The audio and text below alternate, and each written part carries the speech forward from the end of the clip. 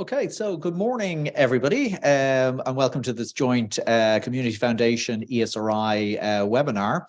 For those of you who've been looking at us for the last few years doing webinars, you'll notice a small little change. I'm not sitting in my attic, and instead we're all down at the Dog Patch Labs down in the CHQ building here in Dublin 1. So it's a great pleasure to be here.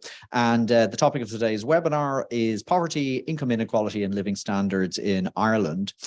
So again, I think most of you will know this. For the last number of years, the ESRI and the Community Foundation have been working jointly on a program of work related to poverty research and income inequality. And again, as many of you will know, this is an area that the ESRI has been involved in for many, many years. But this strand of research has allowed us to dig in sort of much greater detail into specific aspects of income inequality and poverty. And you're going to hear more about that in this morning's presentation.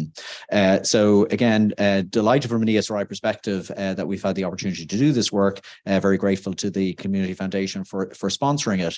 And as I said, as you'll see in a few moments, it really has yielded very, very important and interesting insights. So the format for the morning, again, the circumstance might be different, but the format is kind of similar.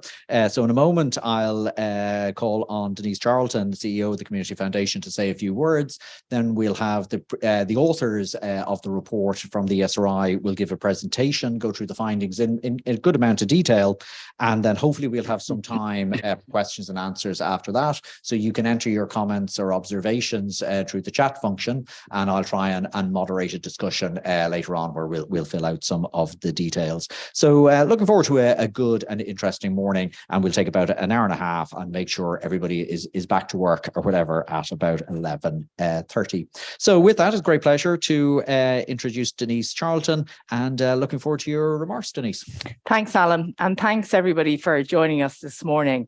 This morning, unfortunately, though, is a morning where we know that some children in our communities have gone to school hungry, and that's a reality in Ireland today.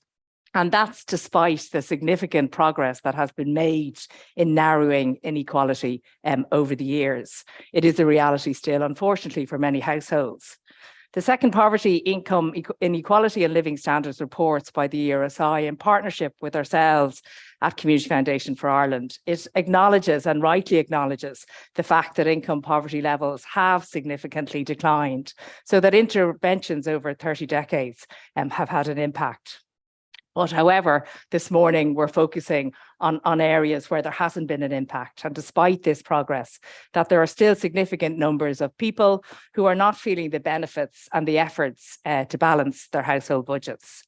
The report makes clear that not only are the majority of these families living in material deprivation, they're actually doing so under the radar, which is a challenge for all of us. So today's report lays out the true extent of poverty, who it impacts and why it's happening. And as Alan says, in a moment, Barra, Michelle and Paul will lay out the detail for us. They'll show that people with disabilities, lone parents, homes where nobody has a job, and also that relatively new phenomenon, the working poor, that they're not only at risk of poverty, but they're not showing up in the official figures. They're not recorded as living in poverty. A headline figure for us at Community Foundation in Ireland that we found very stark: 69% of the 695,000 people experiencing material deprivation, they're not classified at risk of poverty. And the reason for this is that the current measurements don't take into account the housing costs. So the argument for including a family keeping a roof over its head in our measurements is very persuasive to us. As always, the ESRI, in their persuasive way, not just highlight the issue, but give us an opportunity to counter it. And the recommendation of a commission to look at that is welcomed by us, and I will be welcomed by many of our partners supporting families out there. It seems to us that having a home is a necessary and a recurring cost that is something that should be taken into account, whether you're renting or whether you have a mortgage. The Community Foundation for Ireland and our donors, we're on a mission at the moment and have been for 21 years around equality. It's seen us invest over 100 million in communities through our partners, voluntary community and charitable organisations, 5,000 all over the country. And we're all so aware and cognizant of the fact that we can't tackle inequality if we don't know the reality of it, if we don't know the reality facing some aspects across parts of our society. So the ESRI today are putting a spotlight on those in deprivation that are not being classified at risk of poverty, and who are those that are at greatest risk of this. So the research tells us that it disproportionately impacts on people with disability, lone parents and renters. The research also gives a stark statistic that working poor account for 1/3 of those below the poverty line. Much recent commentary has really focused on the increasing the minimum wage, and the report also provides additional complementary measures that would help the impact of that. So the research talks about the availability of subsidised childcare, something that's been advocated for many years. It also puts forward the argument that we need to refocus our training and education strategy so that actually we can make people ready and available for jobs of the future. So in conclusion, the findings couldn't be more timely as we try and tackle the continued cost of living crisis. They put forward a true reflection of the issues that are facing hundreds of thousands of people. It also shows, though, that there are measures and that those measures can be impactful in countering this in the short term and in the longer term. This is the second in a series, as Alan says, of the 3 annual reports which Community Foundation is partnering the ESRI to deliver. Both have been really important contributions to the national conversation and debate. And I want to say a huge thank you to the ESRI, to Alan and the team for the partnership that we have with them. But for, as always, ensuring that research is informative, asks really challenging questions, but also lays out a blueprint for rising up to meet those challenges. Thank you. Great, thanks so much, Denise, for the kind words and kind of setting up the day so well. It often strikes me with ESRI research, there's a number of sort of tasks we try and accomplish. Sometimes we're trying to really sort of specify what the solution to a problem is, but sometimes we're also trying to identify in a very narrow way where is the problem. And I think today's work, you know, it's really about trying to get a laser focus on who is most impacted by poverty. And I think when you have that laser focus, you're much more likely to be able to find the policy interventions that are going to make as big a difference. But look, I should stop talking. So I'm delighted to hand over to my colleague, Barra Roundtree. So Barra's going to kick off, I think, followed by Michelle and then Paul. But over to you, Barra. Okay. Thanks, Alan, and thanks to Community Foundation for allowing us to carry out this research, and hopefully we can give you a flavour of some of the report's main highlights, which are on our website, along with a spreadsheet with the kind of data underlying this, which is one of the key aims as well, to allow people to kind of follow over time some of the key series that we present, so that they can look at that and they can incorporate that into their work if needed. So just to give you a flavour of the key findings that Michelle and Paul are going to be following up and talking after myself about. So really kind of one of the headline findings that we have in this report is that income growth has been progressive, both before housing costs and after housing costs in recent years. So referring to them kind of throughout this presentation as BHC, before housing costs, and AHC, income.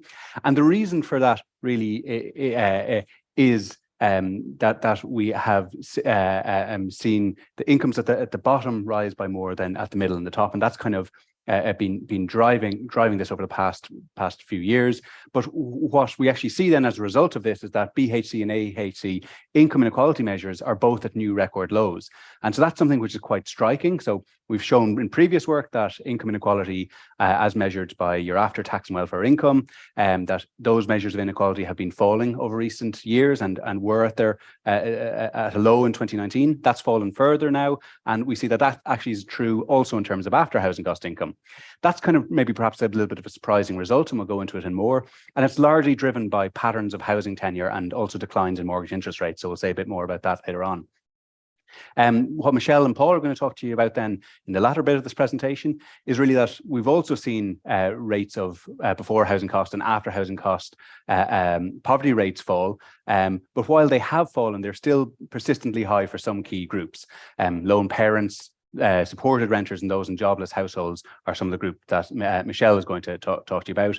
And she's also going to point out that there's a large share who experience material deprivation, which is not being able to afford 2 or more items from a list of 11 essentials, who actually aren't classified, who have incomes too high to be classified as in poverty. Their incomes are above the poverty line. But there's some interesting features of that group that Michelle is going to talk to you a bit about later on.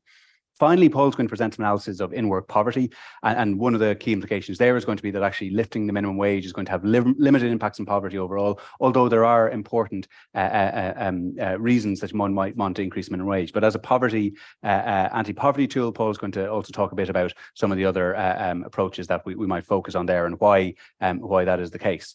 So I'm going to talk just for next kind of 10 minutes or so about income growth and inequality. What we have seen, and one of the things we highlight in the report, is really that the progressive before housing cost income growth that we've seen over the past few years, that's continued since 2019. So in our previous report last year, I showed you we had a figure like this, which shows the annualized average real growth in disposable incomes, that's after tax and welfare payments across the distribution. So we're having lowest income households on the left, highest income households on the right here, and we're dividing them up into 100 equally sized groups or centiles. And then what's just being plotted is the average annualized real growth rate in income across the distribution. And the main thing to take from this is essentially that it slopes downwards, right? So what we've seen is that the incomes of those at the bottom of the distribution have actually risen faster than those at the middle or at the very top. That was the case between 1987 and 2019. So there's a difference, of course, over the recession, but actually the recovery since then has maintained that kind of progressive broad-based growth that we've seen. If we look at the period then with the additional years of data that we now have since the previous report, that's shown here. And as you can see, again, the same broad pattern holds, that we're seeing incomes at the bottom grow by more than really at the top of the distribution. So we're seeing about 4% per year over that period, 2019 to 2021, growth in real incomes at the bottom half of the distribution compared to more like 2% and 1% at the very top. So that's quite, that has meant that this progressive pattern of growth has kind of continued over the last 2 years. And what that means is shown here in the light blue series, that if you look at the period as a whole, that progressive pattern of growth kind of really does continue. So that's in terms of before housing cost income growth incomes. And what that progressive pattern of income growth has led to is declines in measures of income inequality. So I've plotted 2 of those here. One of them in the darker blue series is the Gini coefficient. That's a summary measure of income inequality that goes from 0, where everyone has the same income, to 1, where one person has all the income. And then also the lighter series, lighter blue series there is the 90-10 ratio. So that's just taking the ratio of the person kind of near the top of the distribution to someone near the bottom. So 2 different summary measures of income inequality. And what you can see from this figure is that both of those measures have kind of over the longer run declined. And those are actually quite substantial declines. This isn't something that we've seen in every country. Indeed, Ireland kind of bucks the trend along with Belgium and France in seeing declines in the Gini coefficient over this period. So that kind of that narrative of rising income inequality that maybe particularly comes from discussions maybe in the US or the UK isn't actually really something that we've seen here. Rather, we've seen the opposite. And so Ireland's now gone from maybe back in the late 80s being a relatively high income inequality country to now being actually a little bit below average in terms of that. So that really is a transformation, and that is driven by the progressive income growth that I showed you just one slide previous. Now, despite that, there has been big increases in housing costs for private renters. So what I'm showing you here is just a figure of the monthly housing costs for 3 different groups: private renters in the light blue series, supported renters in the kind of the green series there. So that's those in local authority housing, or those renting privately with the support of HAP or rent supplement or rental accommodation scheme, those key rental supports. And then also those owned with a mortgage.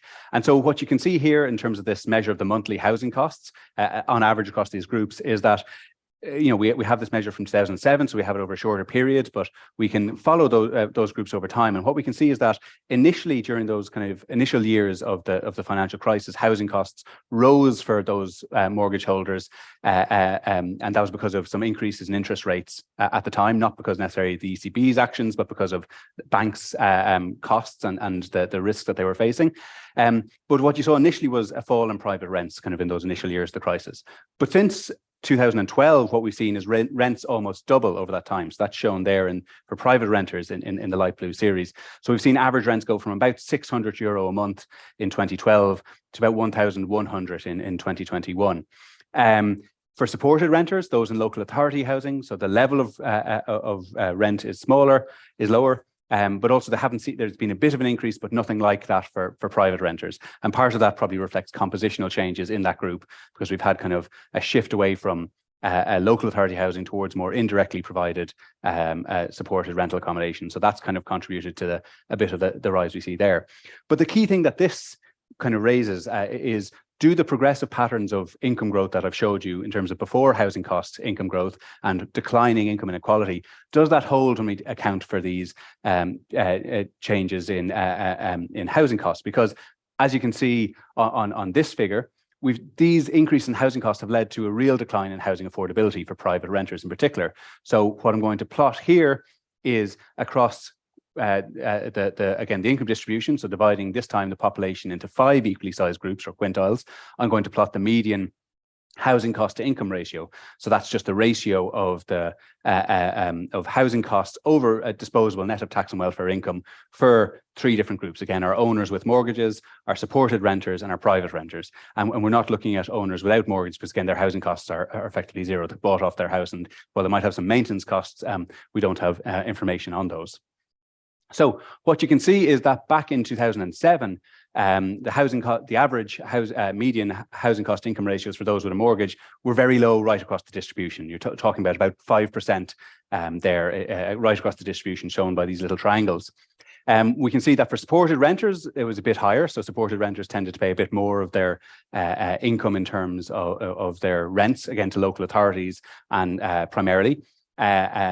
And then what we can see is that for private renters, that there was housing affordability was worse, right? The housing cost to income ratio was higher right across the distribution, but particularly at the bottom.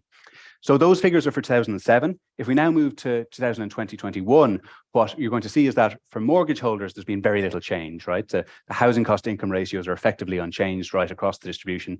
Gone up a little bit maybe at the very bottom, but not by much, and still very low in terms of how much is being spent of disposable income on the housing costs. What you can see for supported renters is, again, there's a bit of an increase, but it's not particularly large. What you do see, though, is this huge rise in housing cost to income ratios for private renters, particularly the lowest income private renters. So kind of a key thing to take from this graph is, if we look at the very lowest income group, so that's the first quintile on the left-hand side, what that says is that the median housing cost to income ratio for private renters in 2021 was just over 30%. So what that means is more than half of that group faced housing cost to income ratios in excess of 30%, which is one of those thresholds that we often look at in terms of affordability. So for this reason, this is why we wanted to kind of investigate this year. Well, does that have implications for the progressive patterns of growth that we showed you last year, and that we've shown in terms of before housing cost income have continued into this year? And in essence, the answer is actually it doesn't make a big difference to that. So here I'm showing you, just again from 2007, the Gini coefficient and that 90-10 ratio, but in terms of the after housing cost income. So this is where we're deducting from your net of tax and welfare income, the housing cost, so rents for renters, mortgage interest for those with a mortgage, and then rents to local authorities and any top-up payments for supported renters. And what you can see is that those measures have actually both also fallen in recent years, and they're both actually kind of below the level that we record them. Now, we record them over a shorter horizon, but you can see that, again, both have fallen quite a lot in recent years. There's been a sustained decline over in recent years. And again, how do we reconcile this with the patterns I've shown you in terms of, we see that there's this big decline in housing affordability? And really, the answer is about the composition of housing, right? So what I'm now showing you, I'm going to finish up shortly with this, is for each of those quintile groups, I'm showing you how many are private renters in orange, how many are supported renters in blue, how many are owned outright in purple, and how many, what share own with a mortgage in red. And I'm showing you that in 2007 and 2021 in the kind of the columns beside each other. And again, what you see here is that actually at the very bottom of the distribution, there's been a decline in the share of private renters, right? You used to have about a fifth of those in the lowest income quintile in 2007 were private renters. That's now down to nearer 10%. Whereas we've seen an increase actually in the share of private renters further up the distribution. So in the fourth quintile, a higher income quintile. Instead, what you do see in the lowest income quintile is a shift, a big increase in the share of supported renters. So at the bottom of the distribution, what we have is that more households are in receipt of rental supports, in particular, say HAP and local authority, and also in local authority accommodation, and that's really acted to shelter that very low income group from the big increase in rents. So there are a subset, as you see, about 10% of the lowest income fifth of the population are in 2021 private renters, and so have been exposed to those rapidly rising rents. But actually, the vast majority haven't, because either they're in supported rental accommodation, they own their home outright, or they own with a mortgage. And so that's really kind of the thing where even when you account for housing costs, we still get this story about overall income inequality falling and about growth being progressive overall, because while renters are a relatively small group of the overall population across all income quintiles, private renters are. And again, that is the group that have really seen the big sharp rises in rents and the declines in housing affordability. But what that I think just illustrates the importance of is going beyond these headline measures, that yes, it is possible that income inequality can be falling even on an after housing cost basis, but actually at the same time there can be a subset of these households, and in particular those in the private rental sector, who are exposed to these rapidly rising rents.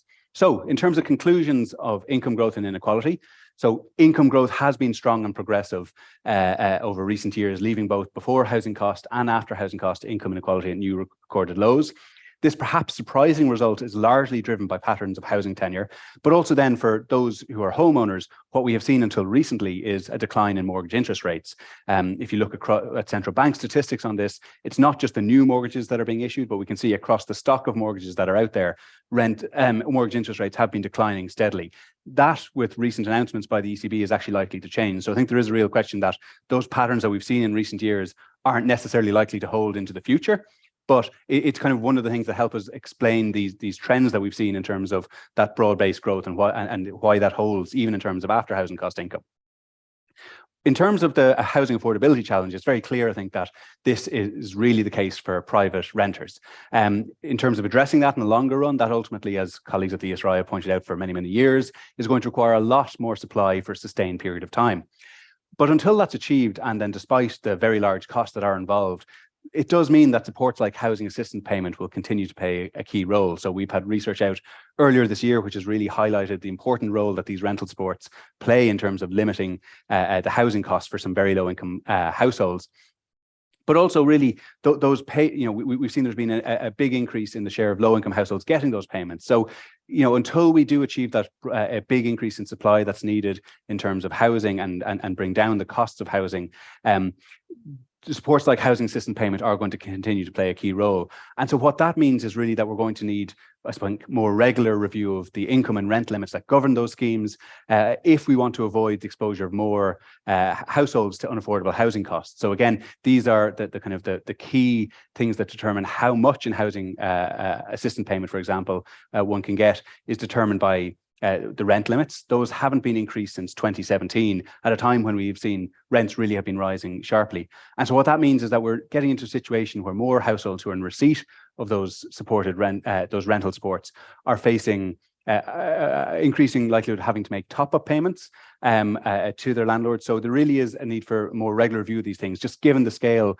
of the increases in rents that we're seeing. And if, again, we are to avoid the exposure of more households to unaffordable housing costs. So I'll finish up there and I'll hand over to Michelle, who's going to talk you through some results on poverty and deprivation.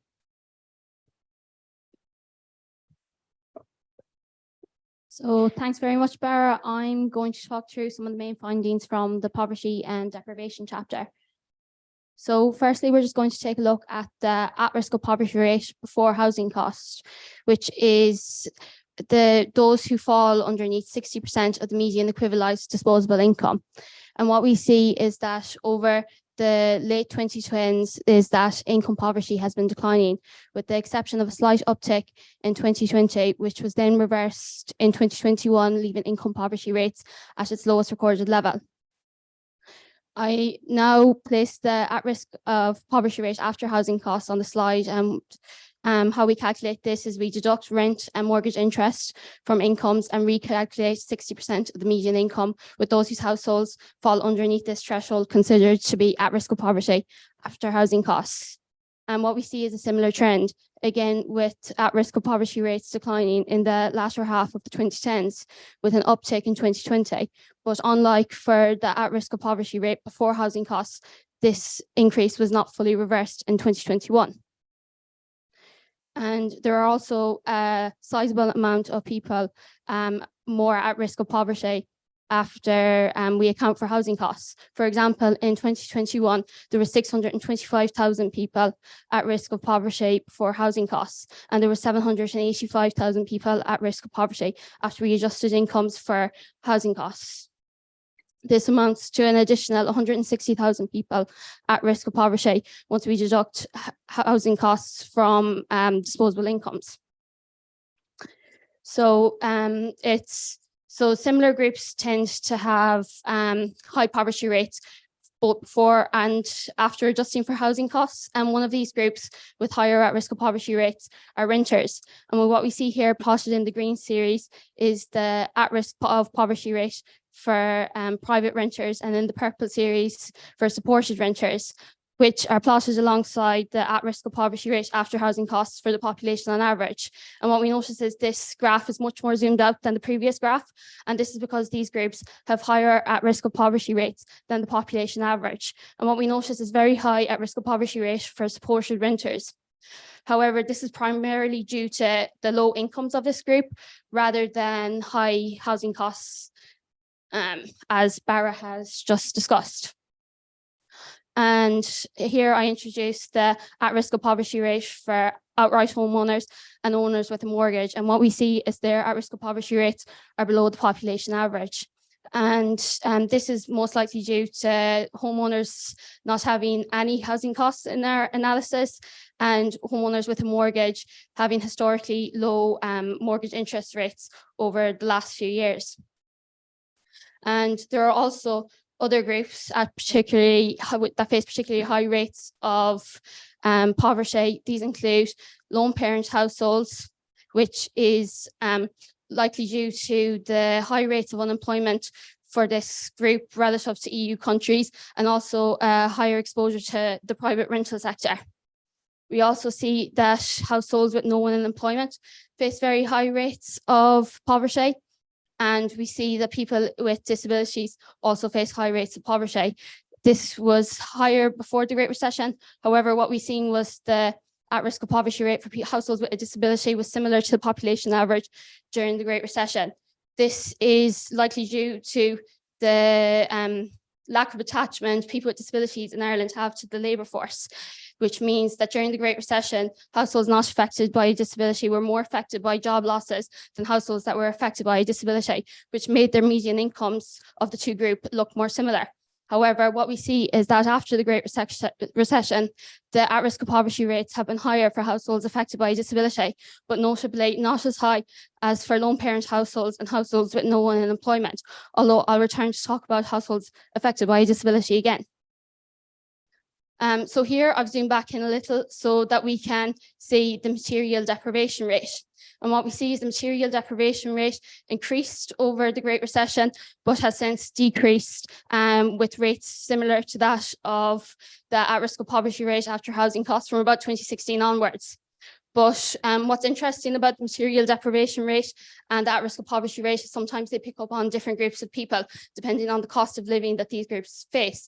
And seen as the official measure of consistent poverty is those that are at risk of poverty and materially deprived.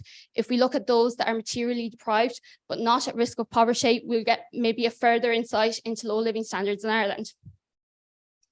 So what we found was there what we're looking at here is the percentage of the materially deprived that are above the poverty line. And what we found was there's a significant amount of the materially deprived not at risk of poverty. And that is over 50% of the materially deprived are not at risk of poverty, whether measured on a before or after housing cost basis. So then we looked at the composition of this group. And what we found was that for the data years that we cover, between 2/5 and a half of all the people that are materially deprived but not at risk of poverty reside in households that are affected by a disability. So then we look to see how far above the poverty line this cohort is. So what we have here on the bottom of the graph is the euros per week in equivalized income above the at risk of poverty threshold the household is, and the percentage of individuals on the left-hand side. And what we see is that just under 50% of individuals affected by a disability and households that are materially deprived but not at risk of poverty are within €100 of the poverty line. And 80% are within €200 of the poverty line. So just in conclusions, there is a sizable group of individuals who report being materially deprived, but who are not classified as being at risk of poverty, many of whom live in households affected by a disability and face high costs of living relative to households that are not. And these high costs of living are not being captured in the current measures of disposable income. Also, while after housing cost measures of income poverty are higher than before housing cost measures, there has been a substantial decline in both measures of low living standards over the past 2 decades. Furthermore, the incidence of low living standards is particularly noticeable amongst certain subgroups of the population. These include renters, lone parents, people in unemployed households, and people affected by disability. So now I'm going to pass over to my colleague, Paul, who is going to talk through the findings on the in-work poverty chapter. Thanks, Michelle. Thanks for that. So yeah, I'm going to focus now on our thematic chapter in this report, which looks at, excuse me, in-work poverty in Ireland. So let me start by giving some background on this issue. So in relation to in-work poverty, we know that joblessness is a major driver of poverty, but poverty isn't restricted to people without jobs, because the working poor actually represent a pretty sizable group in Europe. And according to 2019 Eurostat data, about 9% of workers aged 18 to 64 were at risk of poverty in Europe. When you look at individual countries, you see a lot of cross-country variation. In Ireland, it's actually very low. So we had the 3rd lowest rate of in-work poverty in the EU at 4.4% in 2019. We're behind only Finland and Czechia. And countries with quite high rates include countries like Spain, Italy, Greece, Portugal, and so on, who are often above 10%. But in Ireland, we're quite low. Now, why is in-work poverty important? Well, it's important for a number of reasons, because in-work poverty is linked to several negative outcomes. So we know that in-work poverty is linked to lower levels of life satisfaction and lower levels of well-being. It's also linked to and associated with difficulties finding suitable accommodation. And in-work poverty is also associated with feelings of social exclusion. So for this reason, or for these reasons and additional reasons, it is an area of concern for policymakers throughout Europe. And I think this is reflected in the fact that reducing in-work poverty is actually explicitly recognized in the European Pillar of Social Rights. So what we do in this chapter, in this thematic chapter where we focus on in-work poverty, well, we examine the incidence and the characteristics of the working poor in Ireland using 2019 data. We only go as far as 2019. Unfortunately, some of the data that we look at stops at 2019, in particular, gross monthly earnings. So we go as far as 2019. And what we do is we use an in-work at-risk of poverty measure that captures all individuals within the working household. So while Eurostat presents statistics where they look at the percentage of workers that are at risk of poverty, ours is a little bit broader, because we look at all individuals that are in that household. Now, specifically, what I mean is, we firstly take the total number of individuals in working households, And a working household is defined as a household where you have at least one person working full or part-time. And then what we do is we say, well, what percentage of these individuals are at risk of poverty? So we include obviously the worker themselves, but also members of the household that may not be working, like perhaps children or other household members. And using that measure, we find that in 2019, the overall in-work poverty rate in Ireland was 5.8%. So again, in percentage terms, it's quite low, but there are a lot of workers in Ireland. So when you talk about the actual number of individuals affected, it's still a substantial group. So that amounts to about 220,000 individuals. Now, I said the incidence is quite low at 5.8%. You can zoom in on different groups and you find that it varies quite substantially.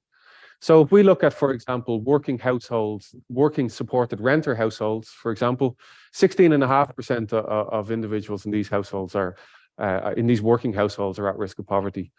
If we look at working lone parent households, the at risk of poverty rate is 21.5%. And if you look at single earner households where the main earner is in an elementary occupation, so these are typically lower paid occupations, the at risk of poverty rate in these households for individuals in these households is quite high, 28%. We also look at the composition of working households and what we call working households. So on the left of the screen, we can see that about 3.5 million people are in working households that are not at risk of poverty. And on the right-hand side, you see that about 220,000 individuals are in these households, working households. Let me just bring out the main statistics from this graph. Firstly, when you look at the group that aren't at risk of poverty, just 7% of these people are in households that are supported renter households. In the group that are at risk of poverty, it's 22%. And then again, it's reflected if you look at, for example, people in households that are owned with a mortgage or outright. In the not at risk of poverty group, it's over 70%, but in the at risk of poverty group, it's less than 50%. So there's quite substantial differences there. We also look at, and it's actually flipped around this graph, but we also look at the household type here. And again, let me just extract the findings and statistics from this graph. So if you look at first of all, if you look at the individuals that are in working households not at risk of poverty, just 5% of these individuals are in lone parent households. When you look at the group that are at risk of poverty, we have much higher, 24%. Now, again, this reflects something that my colleague said earlier on, that you get disproportionate impact here on lone parent households. And in particular, working lone parent households, these households are of international policy concern. And the reason is that they face a variety of factors that are often interrelated and reinforcing in terms of potential disadvantage. Lone parent households, generally speaking, the vast majority of them, the parent is a woman. So you're starting on the basis that there's a gender wage gap, then there's a potential disadvantage to start with. But also the fact that you don't have another earner in the household increases the risk of poverty. And moreover, if you don't have another person in the household that can care for children, for example, then the lone parent may find it very difficult to combine childcare with full-time employment. So there are a variety of challenges in terms of these lone parent households. We also look at the hourly wage in single one earner working households. The reason we look at one earner working households, I think it gives a good indication of the extent to which households are supported by low wage workers. I'd also add that most working households that are at risk of poverty are actually single earner households as well. And again, we look at 2019, and just in 2019, just to kind of get a feel for this, the minimum wage, for example, in 2019 was €9.80 per hour. So if you take that as a sort of a benchmark, what we find is that about 25% of people in these single earner at risk of poverty households were supported by a minimum wage worker. And this compares to just 7% of single earner households. So there is this disproportionate impact of minimum wage supported households. However, I think it's worth to restate, and it's something that Barra mentioned earlier, and indeed it's something that we found previously in our research, in the ESRI's research in collaboration with the Low Pay Commission, is that minimum wage increases may have a limited impact on overall poverty. Because again, most people in poverty are not working. And in fact, most minimum wage workers are not in households that are at risk of poverty. But for example, just 6% of all people that are at risk of poverty are in households supported by a minimum wage earner. So I've spoken about hourly wages, but that's only one part of the story, really, because somebody could be on a relatively high hourly wage, but if they're working very few hours, then they could still be at risk of poverty. So the other important story here is hours worked. And again, you see some pretty striking differences when you look at the two groups. When you look at these single earner households, working households that are not at risk of poverty, what you find is about 74% of these individuals are in a household where the main earner is working over 35 hours per week, 35 hours or more. But if you look at the household, if you look at the at risk of poverty group, what you find is that this is much lower. Just 43% of individuals are in households where the earner is working over 35 hours per week. So again, there may be constraints or there may be challenges in terms of trying to work full time or trying to increase hours worked in these households. So let me conclude and let me just wrap up. So in-work poverty, as I said, is linked to lower well-being, social exclusion, and difficulty finding accommodation. In 2019, approximately 220,000 people were affected by in-work poverty in Ireland, according to our measure. That was about our risk of in-work poverty rate of about 5.8%. It's prevalent among groups like supported renters and lone parents, and the working poor are disproportionately reliant on low-wage earners. But again, increasing the minimum wage, if we're thinking about overall poverty, may have a relatively limited impact. And as just 6% of all people at risk of poverty are in these low-wage households. So that's all from me. So look forward to hearing any questions or comments. Great, thanks so much, Paul. And before that, thanks to Michelle and Bara. To say there was a lot of information in those presentations is actually a bit of an understatement. Needless to say, I sit through a lot of ESRI presentations, and my God, the richness in this research is just extraordinary. So I mentioned to people, if they want to start submitting questions through the chat function, please do, and we'll try and relay the questions to the authors and get a discussion going. But as ever, I'm going to take the opportunity as chair just to kick off with a couple of questions. The first is actually, it's an overall reaction. And as the Institute talks more and more and deeper on poverty issues, what's coming up more and more regularly now is disability, actually, and lone parents. I mean, I think every analysis that we've done, the importance of these issues comes up. So I want to, on the disability issue first, those findings about this idea that people may not be sort of categorized as at risk of poverty, but they're materially deprived, if I'm summarizing that correctly. I am assuming that if there were people here from, say, like the Disability Federation, they would be immediately saying that really reflects the costs of disability. Okay, that while we sort of just look at people's incomes and expenditures or whatever like that in these average ways, that the cost of disability is something that comes more and more onto the policy agenda. So I see nodding heads, but does anybody want to talk sort of a slightly greater detail about the extent to which this underpins something that's been observed? Yeah, sure. So we've seen there's research has been done in Ireland into the the increased cost of living faced by people with disabilities in order to meet the standards of living that households not affected by disability do. And some have been done at our colleagues at the ESRI, and others have been done at private institutes. And it makes it, seen as there is a measure there of the cost of disability, it makes it relatively easy, well, to try and adjust incomes to account for the cost of a disability. And what we see is that for these materially deprived households that are above the poverty line, they are within 1 or 200, a lot of them are within 100 or 200 euro a week from the poverty line. So making these adjustments could help capture these households. Yeah, you know, like absolutely. Just so I think that's one thing we really highlight is that for many of those, as Michelle says, many of those households are very close to that poverty line. So while as a result, they're then not captured by things like our official consistent poverty measure, which requires that you're both materially deprived and below the poverty line, there's a lot of then households with disability who are just above that. And then I think that does need to then maybe help us think about how are we correctly measuring poverty, or how can we better measure poverty is maybe a better way to put that.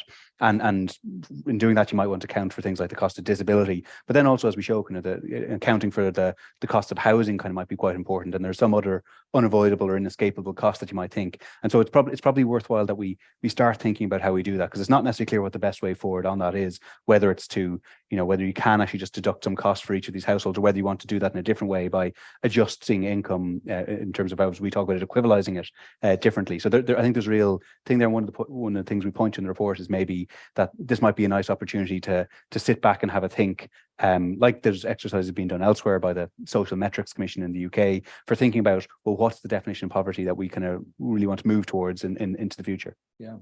No, we'll come back to that, and again, I presume questions will come through. I'm just looking at the screen here, and before the questions come through, there's another couple of ones I want to touch on the issue of in-work poverty. Okay, and particularly in relation to lone parents, I think like one of the most important findings in this report is it relates to lone parents and the in-work poverty. And the reason I say that is that we've known for quite a while that lone parents were to be at a greater risk of poverty, but people, when we presented that result, almost always said, "Oh yeah, that's because they're not working." And you know what I mean, that was considered the sort of straightforward solution, or at least the straightforward solution then was sort of childcare or whatever supports to facilitate. But this seems to be suggesting that there's something, even for lone parents who can get into the labour force, there's still a problem. So is there a broader policy discussion to be held there, Paul? Yeah, so I think like there are a number of factors here I think that are important when you're talking about lone parents in work. First is the hourly wage and the actual wage that they're getting, and are they in jobs that are commanding high wages? Because we know a lot of these parents are actually quite well educated. So even in cases where you have people working, it still could be the case that they're choosing or selecting into jobs that are compatible with family life, and it may be the case that they're choosing lower paid jobs when potentially they could be getting command higher wages it's a trade-off essentially. So there's that, and related to that obviously is hours worked, and we know that it can be quite difficult to again, it's particularly for lone parents to kind of juggle these issues, and we can kind of see this reflected in the statistics that many still work quite low hours, even in cases where they are working, they're working very low hours. And there have been, I suppose, in terms of the policy discussion, there are a number of things that are important here, and I suppose developments in this area. If you're talking about, childcare, we know we have the National Childcare Scheme, and there's been some developments in that in recent years, and some announcements in Budget 2023 that kind of increased the subsidies and so on. I think there's a role for work and family payment as well in terms of lone parents entering the labour market to try and, again, in cases where this is a group that potentially, even when they are working, if it's still a case that they're essentially forced or constrained into jobs that allow them to juggle work and family life, I think there's a particularly important role for work and family payments. And again, it's something that has been announced in Budget 2023, that there's reforms there.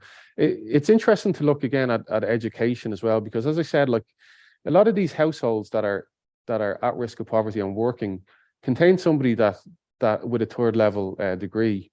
So again, it raises the issue is that, well, you have a lot of people that are quite well educated and potentially could command higher wages, but are still at risk of poverty in these working households. And I think that warrants further investigation. Is it a case that it's just a trade-off, that they're well educated and their skills are in high demand, and that if they had adequate childcare, they could enter the full-time employment and well-paid employment? Is it the case? And I'm sure for certain people it is. Is it the case that we need to look again at education and reskilling, or the qualifications that are most required in the labour market at the moment, and what are the emerging skills that are being required? And is it a case that we can maybe tailor some of this training and education to this group? And I think it's something as well that we're kind of actively looking at in the ESRI, and it's an important area as well. Okay, very good. I'm going to turn to some of the questions that are now coming through on the chat function. So I'm going to take them straight. So the first one seems to be directed at you, Paul, but obviously the other colleagues should feel welcome to contribute an answer. So what are the policy options for low income earners to ensure that they are not at risk of poverty? I mean, you've touched on some of them there, but if you want to summarize again, and the others can. Yeah, I mean, it's really a case of, you know, allowing people to enter full-time, well-paid employment. I mean, when we're talking about low-income earners, and again, just to restate that, with minimum wage workers, for example, we know that the majority of minimum wage workers are not in households that are at risk of poverty, but you still have a sizable minority that are. And it's about, again, affording people the opportunity, I suppose, or the choice to pursue full-time employment.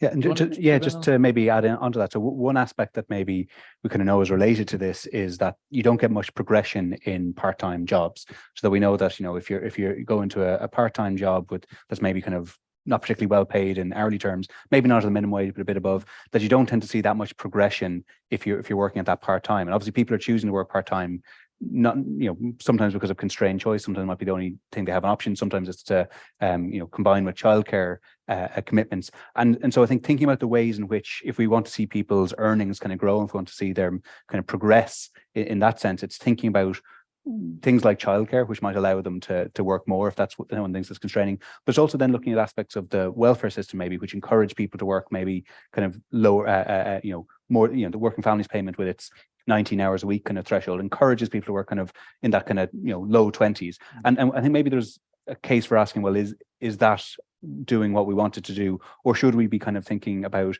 ways of encouraging people, giving them an extra bonus maybe if they work more than 30 hours a week, or if you combine that in some way with training? So that's kind of, I think, some of the discussions that are happening across Europe at the moment, is thinking about how do we, you know, think about that interaction between things like the minimum wage, things like those working families payments, and things like low pay, that we can actually ensure that that income growth kind of continues, that people do progress. Okay, I want to keep rattling through the questions. So next one, to what extent would the introduction of the living wage reduce the number of people in work in poverty and at risk of poverty? So the living wage, did you think about it? Yeah, so the living wage, I mean, in terms of in 2019, what we said was that about 25% of people that are in work at risk of poverty, their hourly wage was in or around the minimum wage. The living wage at that time, if you're to look at the living wage, let's say, is the threshold, then it will capture obviously much more. I think it's about 60% of people that are in single earner households at risk of poverty. So at that time, the gap between the minimum wage and still the minimum wage and the living wage was pretty substantial. It was over €2, or about €2 if I'm not mistaken. So yes, it would capture a lot more people that are in that group. Okay, I'm going to put a more fundamental question, and again, all three of you, but every time we present this analysis and we talk about what a good job the Irish welfare system does at sort of protecting people and sort of reversing inequality, one of the questions that always comes up is, well, why is it up to the government to do this? Why aren't wages higher, and why aren't employers doing more? Like, is there a sense here we do have a low wage economy, and in a sense, really what our welfare system is doing is letting employers off the hook? Obviously, I'm asking that question to be provocative. I'm not saying that is a position of the ESRI or anything like that, but how would you respond? So I think there is kind of like a fundamental philosophical almost position there of who is responsible for maintaining the living standards of individuals. Is it the government or is it employers? I think that does kind of underlie some of these discussions that people have about people's views on that. I think in the context of Ireland being, you know, a small kind of economy, which is, you know, very open and kind of dependent on inward investment, you that might kind of shape as well how you see things. Like, do we, you know, if we have a limited extent or a limited ability to push up wages very, very high, that might maybe temper how much you think that it might be on employers. But then, and then again, it is fundamentally, I think, a political kind of philosophical question on, do you think it is the government's role to provide that, I suppose, floor to living standards, or do you think that it's up to employers? And that does then interact with the hours question that we're talking a bit about. If maybe we might say that if you know, you have to pay a high hourly wage, but if then that, I suppose, interacts in the sense that employers don't necessarily have jobs that will offer full-time hours, then that I think that there's a whole bunch of tricky issues there, and so I'm not giving you an answer to your question, but I think it is kind of a fundamental.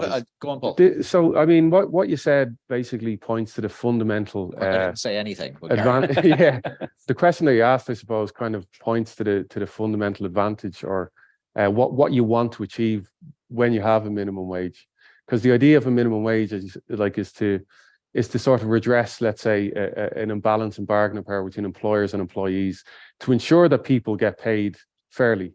Okay, so to ensure that floor is there, because without that, potentially you could have people getting paid very low wages, even lower than the minimum wage, as a result of this power imbalance. And we know the minimum wage does a really good job in that regard, because while we say it has a limited impact on overall poverty, mainly because you have a lot of people in poverty that are just not working, and also you have a lot of minimum wage workers in higher wage households. But we found that it has a big impact on wage inequality.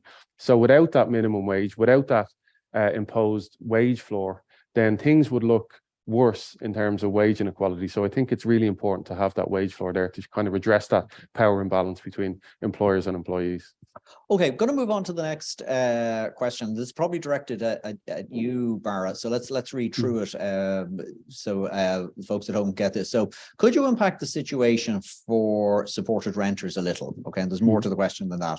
The formula for differential rent hasn't increased, and maximum rents are often capped for higher earners.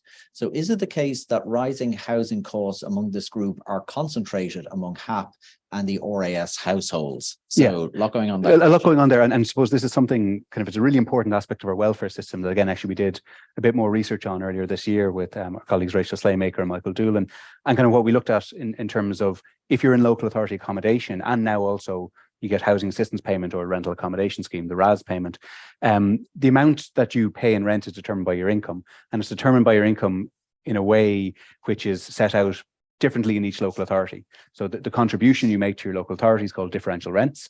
We actually have more differential rent schemes than we have local authorities, because when we got rid of some of the town councils, we kept some of those schemes. But the question is right, that the formula for those, for the most part, in most councils hasn't changed. And so I think what the question is getting at then is, we showed in one of those figures that the monthly rents for supported renters have been going up a bit. And as I kind of mentioned in that, that's, I think, more about composition than anything else. So what you're getting, in general, those in local authorities will tend to be a bit older, right? Because we haven't maybe expanded the local authority housing particularly fast in recent years. So a lot of people in local authority currently are maybe, in their 40s and 50s and 60s, and many of them not necessarily in work. Whereas what we've kind of got in recent years is a lot of low income households who are maybe a bit younger and kind of moving on to the HAP scheme or the RAS scheme. And so their kind of characteristics look a bit different. So under the rules of differential rent schemes, which determine how much people pay, because they're on average a bit younger and going to be in work a bit more, that's going to kind of act in compositional terms to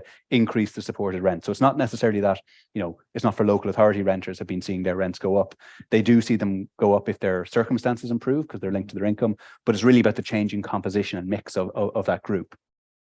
Okay, and actually, this is one of those really sort of catch-all questions.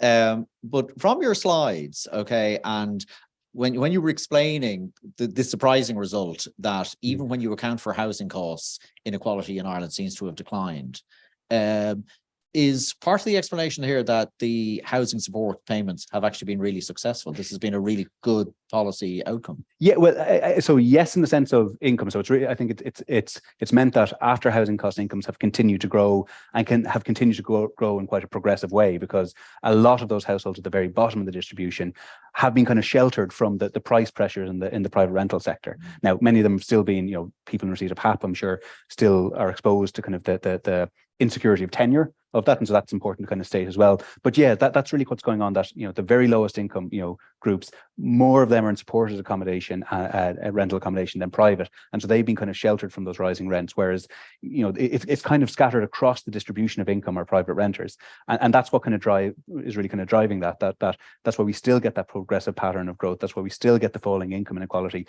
But that's not to take away from the fact that within that, and there is that subgroup of private renters, particularly younger and particularly low income private renters, who have been really exposed to these rapidly rising rents. Okay, let's move on to the next question. So in the case of lone parents and in-work poverty, does the research also look at hours worked by this household type? And if so, is underemployment so barriers to taking up greater hours an issue? So I think, Paul, you've touched on some of those issues already, but you want to just do a brief response? Yeah, I think yes is the answer. People in lone parent working households do seem to be constrained in terms of the hours that they work, and this is what I don't know the actual average hours worked, but they certainly are quite low in these types of households. So I think there is a constraint there in terms of full-time employment. Okay. Yeah. And I suppose then on that is one of the key things then it relates to that. So is that because of the unavailability of childcare is a question, or is it because, you know, the incentives may be put in by the working families payment? And so there's, I think we need a better understanding of those two aspects if we want to kind of know, well, is there a way of boosting the hours of lone parents to improve their incomes? We kind of want to know which of those factors is more important, and it's likely, I imagine, to be childcare in particular. But those are the type of questions that we need to be addressing, I suppose, if we want to then unpack that. Okay, actually, the questions disappeared for a minute, but I see they're back. Okay, so we're all set once again. So next question, and again, it's there's a lot of detail in it, so stay with me. So presumably, young adults are more at risk than older adults, given the importance of housing tenure. You haven't included them as a risk group. Is that tied to the fact that many are still living at home, that they can't afford to move out, or is there another explanation? Yeah, so I think in terms of younger adults, what you have is quite a mixed group there, right? You have, you know, many are, as the question says, kind of living at home, and so in terms of if you're looking at risk, their exposure to poverty, if they're living at home and there's, you know, an earner in the household, they're very unlikely to be at risk of poverty, and so that might be kind of being tempered then in recent years, and that people can't afford to move out of home. That's entirely possible. Don't think we've looked particularly at that, but it is kind of a plausible explanation for that. But then also I think what we do highlight is then there is those subset of younger adults who are, you know, renting privately, and that share is increasing in recent years. We're seeing, it's always been the case that younger adults were more likely to rent, but that really is rising substantially. So people born in the 1980s, say at age 30, are now, I think, about half of them are likely to be renting, compared to only about a fifth for people born in previous generations. So there's been this big increase in renting, and amongst those people, particularly say if they're students or if they're in very low paid jobs, they are they're feeling the exposure to that, the most exposure really to that private rental scheme, and they're also maybe not as likely to be in receipt of local authority housing or necessarily HAP either. And actually, you raised, we might, well, maybe we just try and deal with it now. Exactly as you've described, okay, this idea of a larger proportion of people, renters, for longer. So what will be the impact of that on these sort of results as you sort of project ahead? Yeah, and so that kind of links into some work that we did again earlier this year at the ESRI for the Pensions Commission, looking at, the way we have essentially set up the welfare system today assumes that in your retirement you're going to either own your own home or be in local authority housing, and therefore housing costs are going to be negligible. That's looking decreasingly likely. We know from that research and from other stuff that's been done that, home ownership rates are falling. There's going to be more people in retirement in the future who don't own their own home. And so I think that kind of demands that we think about, how do we address that? How do we respond in terms of the welfare system? Do we kind of incorporate, a longer term kind of housing assistance payment style scheme? Do we supplement pensions? Do we try kind of boost that, or how do we address that? But at the moment it is less than 10%, I think, of those in retirement don't own their own home, and again, the most of them are in local authority housing, where again there is that security of tenure and there is that income contingent bit of how much rent you pay. But if you don't have that, and if you do have increasing numbers, say in HAP, there does, I think, raise real questions about how we deal with the housing situation for older adults, and particularly if they're not going to, as many of them aren't going to be homeowners, and we're not going not going to be in local authority housing either. Very good, thanks for that. Okay, back to the questions coming in from the folks at home or in their offices. Can you comment on recommended anti-poverty measures for current third level students? So again, second part of that question, 60% of cohort excluded from SUSI supports, for example, working long hours and very low levels of satisfaction with college experience. Yeah, so this is an issue that really has sort of come on the agenda, and maybe we're just sort of more conscious of it this year. Maybe I presume it existed before, but it's getting an awful lot more coverage. So the specific challenge then for third level students. Yeah. Who wants to take this? Well, perhaps one policy, and it just springs to mind now, is, for instance, where the student has to leave home and move to a different city and are faced with high rents. There could be a rental supplement for students that could have a large impact on their standard of living, I feel. And yeah, and then so in terms of, I think, the SUSI grants, I think, if you look back in the 80s or that, the level of those SUSI grants was set actually at quite a similar level to job seekers benefit, and that hasn't kind of kept pace over time. We've seen, again, this is stuff our colleagues at the ESRI have pointed to, that over the longer run, what we've seen is really decline in the generosity of those payments relative to things like job seekers benefit, and we've also had then big freeze for many years in terms of the eligibility threshold. So in terms of who qualifies for SUSI grants, those were frozen for many years. There's been some recent big and actually substantial increases to those, but really, the grant scheme the student grant scheme is something that's kind of been maybe in the background, and we haven't really kind of thought enough about, or hasn't really kind of kept pace with other developments in the welfare system. And in a way, maybe there's a lot of attention on tuition fees, but in a way, for the lowest income students and for students who often have to move great distances, as Michelle said, the grant scheme really seems to be the way to address that. And it's something which maybe should be more at the forefront of the discussion than, say, tuition fees. No, indeed, I'm sorry, we can't have too many people, ESRI people on the platform, but I know the colleagues who work in the education area, and I know a lot of people who've been arguing this for years, that the focus was on the tuition fees and the abolition of the tuition fees. In some sense, that would be the policy tool that would get much greater equality in third level. But I can clearly, I think that the housing situation is inputting, reintroducing, well, they were always there, but inequalities in the system, partly on the basis of income. But Michelle, as you said, there's a sort of a kind of an urban-rural split here as well. That if you have to travel and you have the accommodation costs, it really is creating barriers. There's something for us to think about again. Okay, next one then. Now, perhaps I presume WFP is working family payment, is it? Shouldn't be referred to as an incentivizing lone parents working low hours. Shouldn't be referred to as incentivizing lone parents. Indeed, the structure of the taper rate of WFP and other supports can result in little overall income gain by lone parent households increasing hours or income.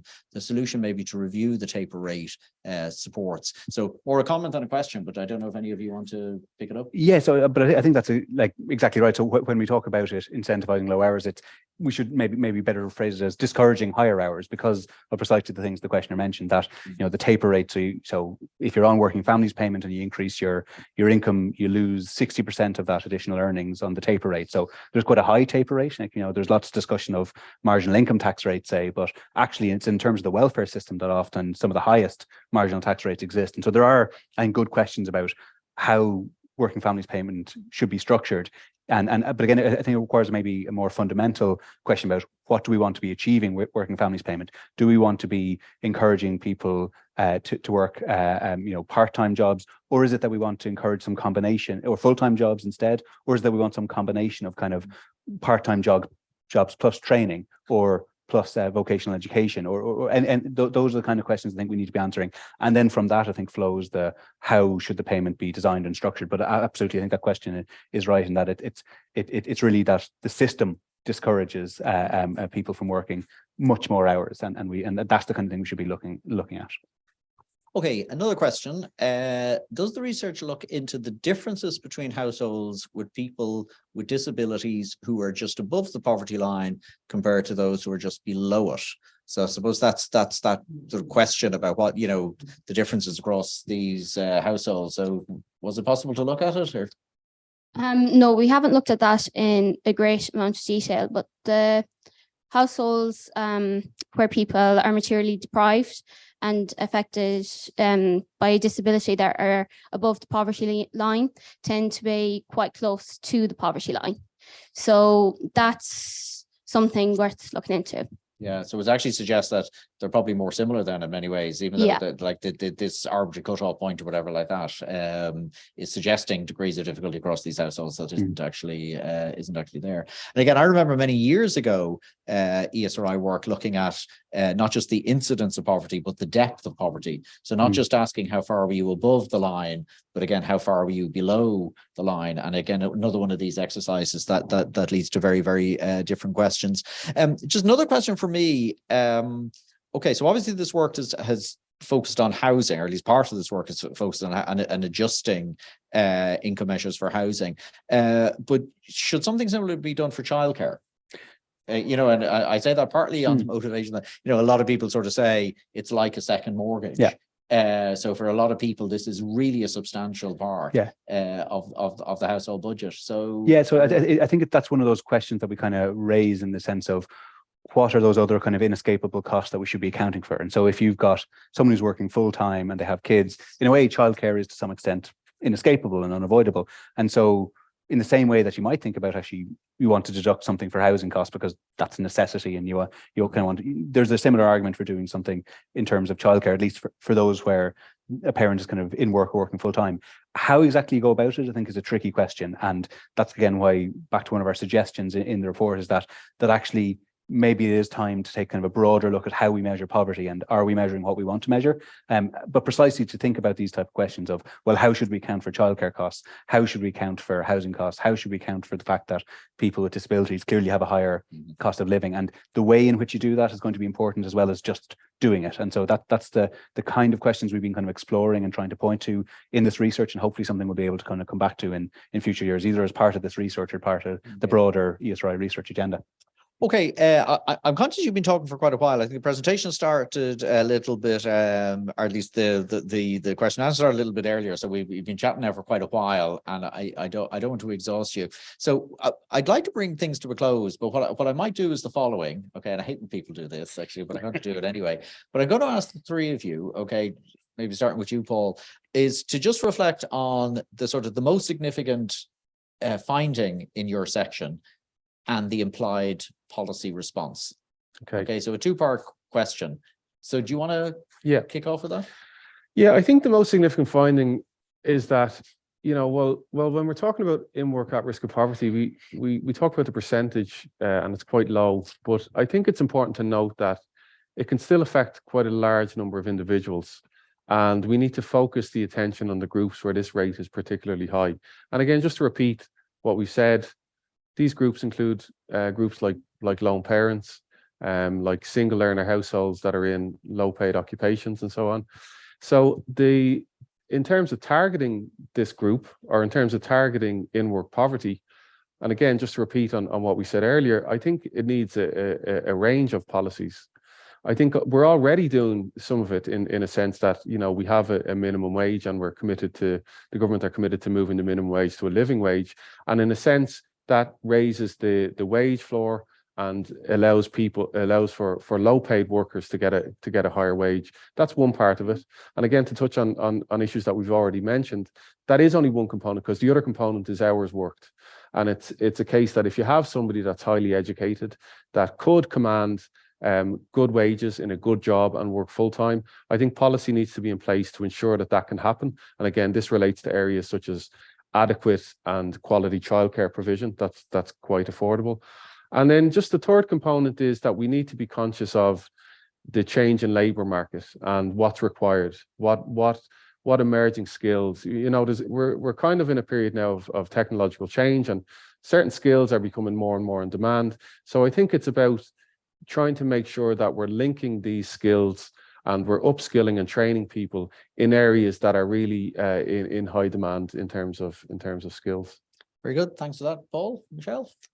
I think some of the key takeaways from the poverty and deprivation chapter is that whilst after housing costs at risk of poverty rates are higher, using both measures, both before and after, poverty rates have declining. However, certain groups tend to have enduring higher rates of income poverty, including lone parents, households where no one is in employment, and renters.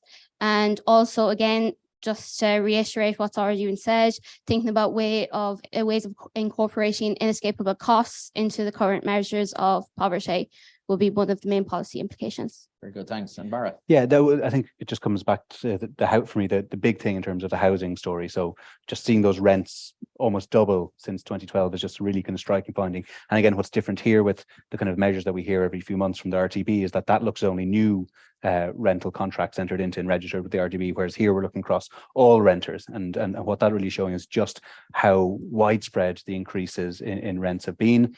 And I think the implication for that and the policy response has to be much greater supply of housing, of particularly cost and social cost rental and social housing.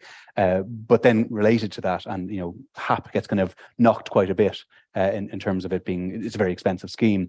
But if we didn't have that, and given how long it's going to take for us to really ramp up the levels of housing to those that we need, HAP is really going to be an important part of the solution for the medium term, and making sure that it covers an adequate number of houses and gives an adequate amount of support to those who get it is going to be key if we want to see the continued progress that we have made over recent decades continue. Very good. Listen, we'll draw things to a close. So it just remains for me to once again thank the Community Foundation for their partnership with the ESRI on this, and thank Denise again for her remarks earlier on. Obviously, I want to thank Paul, Michelle and Barra both for the work and for the presentation and engaging with the questions and answers. Delighted so many people joined us this morning and submitted questions. I hope you sort of found the whole thing very, very stimulating, which I have to say I did. It's a remarkable amount of detail in the report, and as ever, we'll be returning to these issues in time. So with that, we're going to sign off, and I guess I can wish everybody a very good bank holiday weekend. So goodbye.